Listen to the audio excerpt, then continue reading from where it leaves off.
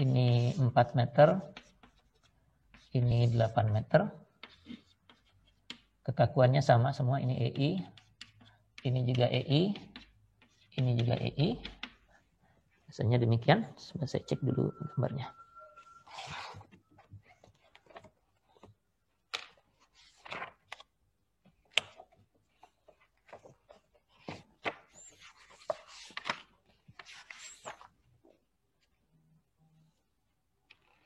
Ya, begitu ya. Nah, kalau diberikan gaya horizontal di sini, gaya F statik di situ, dalam analisis struktur mestinya kalau kita punya 3 derajat kebebasan, derajat kebebasannya 1 yang horizontal, ini kita abaikan aksial ya. Jadi ini derajat kebebasan U1-nya ini juga U1 sama. Terus lalu ada U2 misalnya dan U3 begitu. Nah, melalui analisis struktur yang lalu, yang statik, di buku ini juga tidak dijelaskan detail, tapi angkanya akan ditemukan segini ya. EI per H pangkat 3, H-nya sendiri 4 ya. EI per 4 pangkat 3 dikalikan ini 24, terus ini 6H, H itu tinggi di sana ya, jadi 6 kali 4, 24 juga, terus 24 lagi, 6H kuadrat, 6 kali 4, 24 kali 4 lagi, 96, terus ini 16,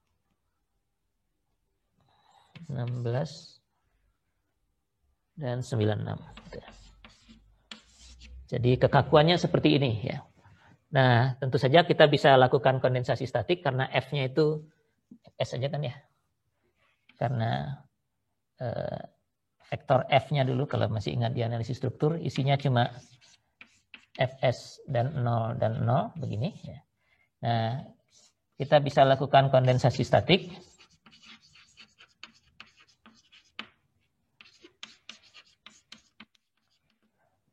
Dan diperoleh bentuk K-nya sebesar 96/7 kali EI per 4 pangkat 3 ya. Jadi tadinya 3 kali 3 ya. Jadi K kali D sama dengan F atau K kali U sama dengan F ini untuk statiknya ya. Kemudian untuk dinamiknya berubah jadi seperti ini. K-nya segini. Nah, kemudian di problemnya karena dinamik kita perlu massa ya, sebentar. Masanya 3000 ya. Masanya 3000 dan inersianya 3000 kg jadi 3 ton ya.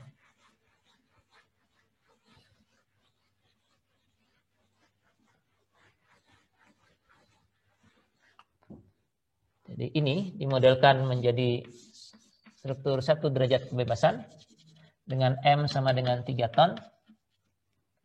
K-nya hasil kondensasi statik ini. Jadi ini K-nya adalah 96/7 EI per 4 pangkat 3. Dan kekakuannya, sebentar kekakuannya.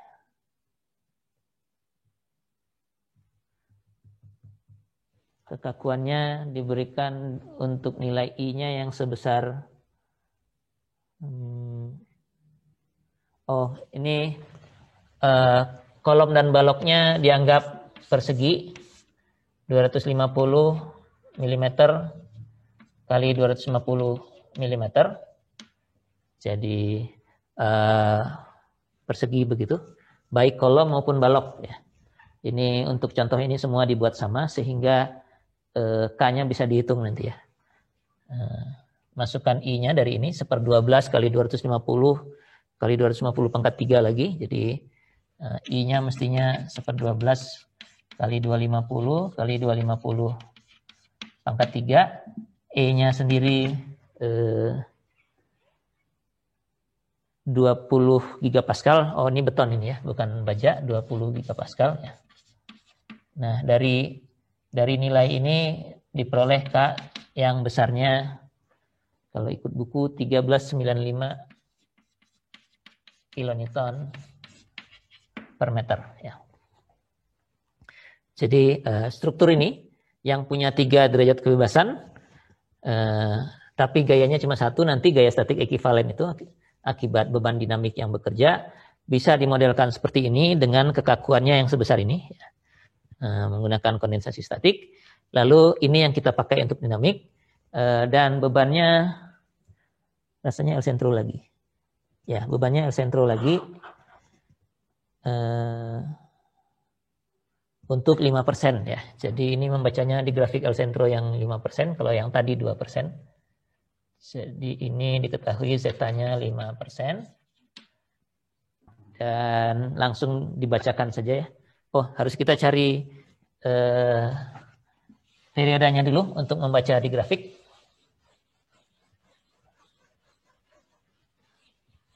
Jadi dari K dan M ini kita bisa dapatkan periode naturalnya. Jadi Pn-nya adalah 2pi akar M per K.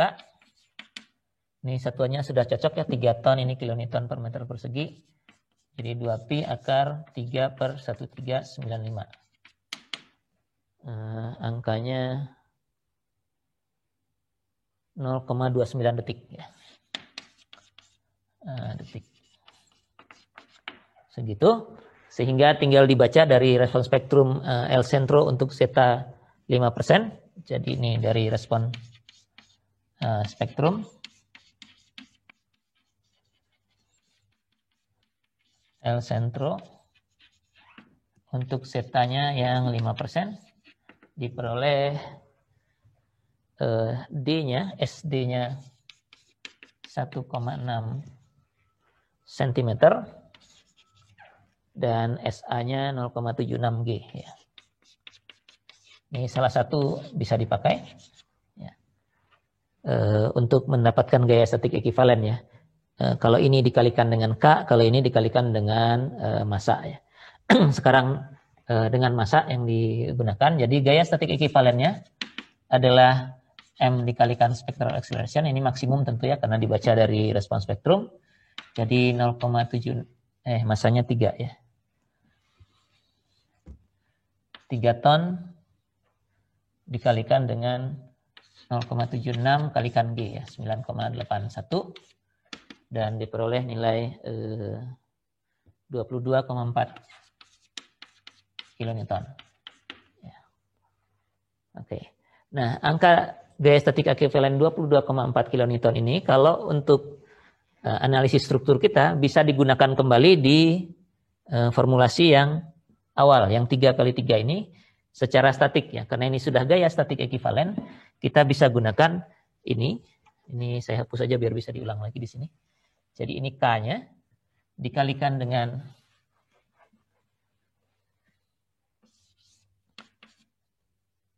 D1, D2, D3 begini sama dengan Fs 0, 0 ya.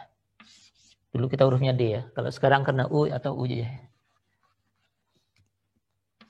U1, U2, U3. Nah, ini tinggal diselesaikan secara statik saja ya. Dari ini ya. Dan kita akan dapatkan perpindahannya, lalu setelah itu bisa cari reaksi dan seterusnya. Jadi bagian itu di buku ini tidak dibahas, kan ini bagiannya analisis struktur ya, tinggal menyelesaikan ini untuk mendapatkan U dan seterusnya. Nah, kalau sudah begitu kita bisa dapatkan respons lengkapnya ya. Jadi saya cuplik ujungnya saja karena di buku ini juga yang diperlihatkan hanya akhirnya ya. Jadi nanti diagram momennya akan berbentuk seperti ini. Gitu. Terus ini gini dan ini demikian ya. Ya, ini 27,9, ini 16,8, ini juga 16,8, ini 16,8, 16,8, 27,9 ya. Jadi kira-kira demikian. Kalau sudah mendapatkan gaya statik ekivalen, analisisnya bisa kita lakukan secara statik, dan analisis secara statik itu kalau kita punya struktur aslinya bisa kita kembalikan ke struktur aslinya. Kalau di sini kan yang kelihatan cuma satu reaksi misalnya, lalu gaya dalam cuma di satu kolom ini aja ya. Tapi kolom ini aktualnya adalah dua kolom yang berbeda ini. Kemudian kalau seperti ini malah kekakuan baloknya juga diperhitungkan ya. Karena EI-nya masuk ke dalam sini semua ya. Sehingga distribusi atau diagram momennya bisa kita susun jadinya. Ini momen lenturnya ya. Ini momen lenturnya. Setelah perpindahannya diperoleh, kemudian dilanjutkan dengan perhitungan gaya dalamnya.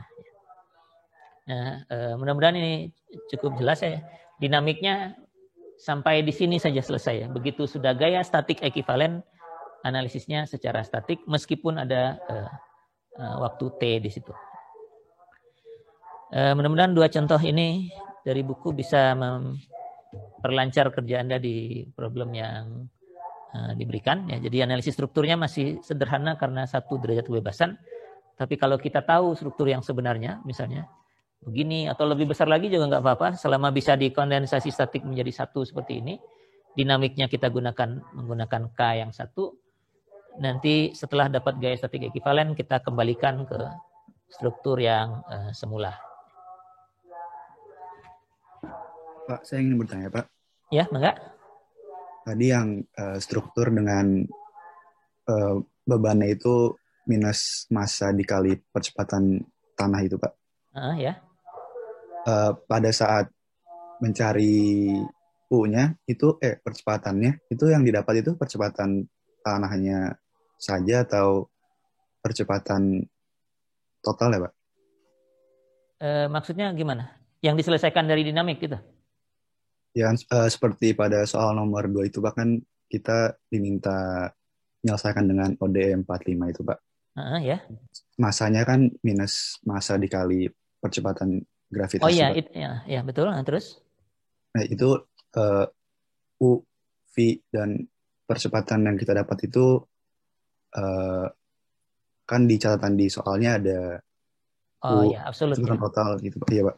Oke. Saya jelaskan di sini. Jadi begini, kalau kita punya struktur 1 derajat kebebasan yang dikenai gerakan tanah, ya, jadi struktur 1 derajat kebebasan, kemudian dikenai percepatan tanah seperti ini, masanya M. Kita sudah turunkan kemarin bahwa ini persamaan geraknya adalah M U2 dot ditambah dengan CU dot tambah KU sama dengan minus M U2 dot G begitu ya. Jadi di ODE 45-nya Anda bisa tuliskan ini nih di dalam fungsinya nih. Dengan M, C, dan K yang Anda ketahui. Tapi rasanya informasinya bukan pakai C ya, pakai zeta.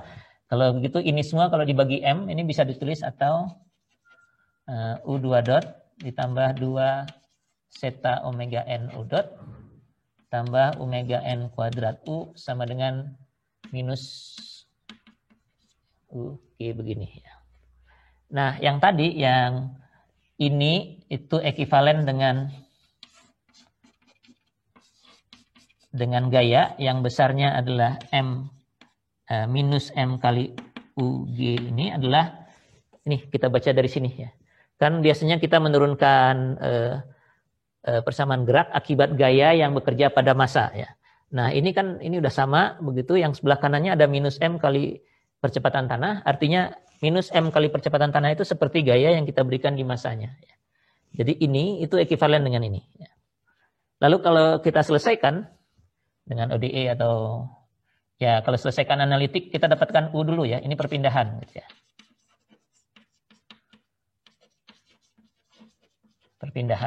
Perpindahan itu selalu diukur relatif terhadap dasarnya ya, terhadap kakinya ya.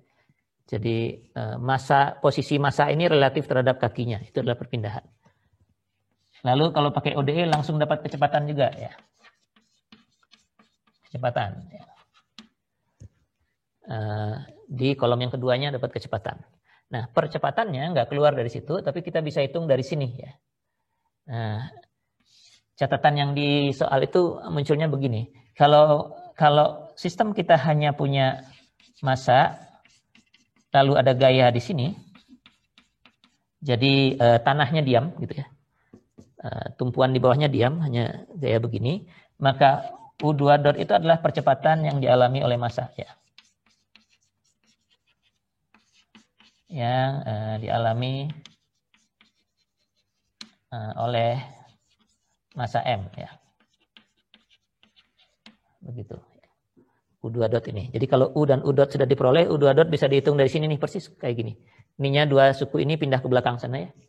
Jadi U2 dot sama dengan ini kan angkanya kita tahu, kemudian dikurangi 2 zeta omega n U dotnya sudah diperoleh, dan dikurangi lagi dengan omega n kuadrat kalikan U yang sudah diperoleh juga ya, belah sana. Dan ini adalah percepatannya. Nah, tapi kalau bebannya adalah gempa, massa ini merasakan dua-duanya ya. Merasakan respons yang ini baru relatif terhadap tanahnya, tapi tanahnya juga mengalami percepatan ya. Jadi yang dirasakan oleh massa kalau sistemnya seperti ini, itu adalah U ditambah dengan UG ya. U2 dot ditambah dengan U2 dot G ya. Percepatan dia sendiri relatif terhadap dasarnya dan percepatan ditambah dengan percepatan tanah. Artinya kalau kita lihat persamaan ini, U2 dot ditambah U2 dot G itu adalah ini pindah ke sebelah sana ya. Yang ini itu sama dengan yang ini aja kan semua. Minus 2 zeta omega n U dot minus omega n U ya. Nah, U dan U dot sudah diperoleh sebelumnya dari ODE 45. Jadi percepatan total ini kita sebutnya percepatan total ini ya. Atau beberapa buku menyebutnya percepatan absolut ya. Cuman absolut itu kadang-kadang suka ketukar dengan absolut yang minus jadi plus gitu ya. Ini absolut, ini maksudnya absolut koordinat ya. Artinya perpindahan dengan memperhitungkan tanahnya sekalian. Makanya lebih mudah atau lebih jelas mungkin disebutnya percepatan total ya. Yang dirasakan oleh massa ini adalah percepatan dia sendiri relatif terhadap dasarnya ditambah dengan percepatan tanahnya. Jadi ini adalah percepatan total dan ini yang kita ingin tahu nilainya ya. Nilai ini akan kita plot untuk periode-periode yang berbeda-beda begitu. Pertanyaannya sudah terjawab di situ belum? Ini saya jelasin sekalian. Ya. Terima kasih. Ya, jadi kalau hanya ada gaya, ya ini yang dialami ya. Tapi kalau ada percepatan tanah, yang dialami percepatannya itu ini sebenarnya. Jadi ada tambahannya begitu.